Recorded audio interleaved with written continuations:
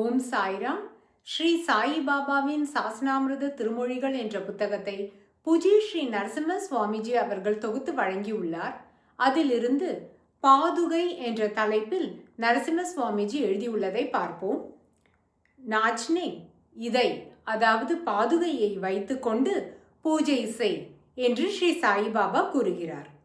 ஆத்மாராம் சௌபல் பாபாவிடம் வெள்ளி பாதுகைகளை எடுத்துச் சென்றார். பாபா தமது பாதங்களை அவற்றின் மீது வைத்துவிட்டு அவற்றை பக்தரிடம் திருப்பி அளித்து, அவை மிக்க நேர்த்தியாக உள்ளன, அவற்றை பூஜையில் வைத்துக் கொள்ளவும் என கூறினார்.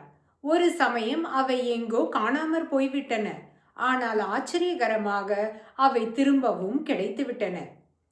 திருமதி பிரதானை தமது பாதங்களின் கீழ் 2 வெள்ளி பாதுகைகளை வைத்துவிட்டு வழிபட அனுமதித்த பாபா அவற்றை அந்த அம்மாளிடம் அளிக்கும்போது நானாவிடம் கூறுகிறார், நானா, பார், இந்த தாய் எனது பாதங்களை வெட்டி எடுத்து செல்கிறார்.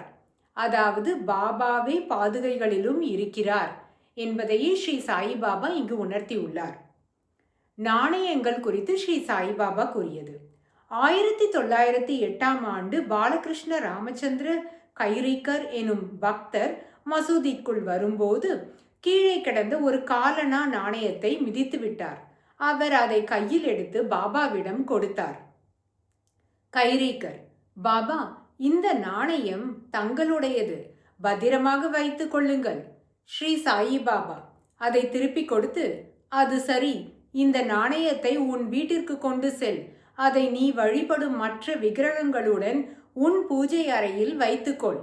கைரீகர் 3 ஆண்டுகள் அந்த நாணயத்தை அவ்வாறே வைத்திருந்தார். செல்வம் கொழித்தது. பின்னர் அவர் அதை தொலைத்துவிடவே வளமும் போய்விட்டது. ஸ்ரீ சாயிபாபா துமாலிடம் ஒரு நாணயத்தை அளித்து, இதை ஜாக்கிரதையாக பாதுகாத்து வை, அதை வேறு யாரிடமும் கொடுத்து விடாதே, சிலவழித்தும் விடாதே என்று கூறினார்.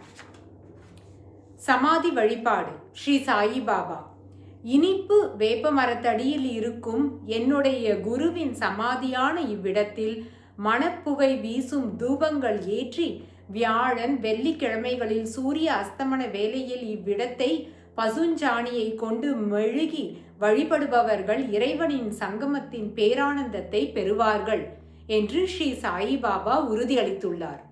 ஓம் சாய்ராம்.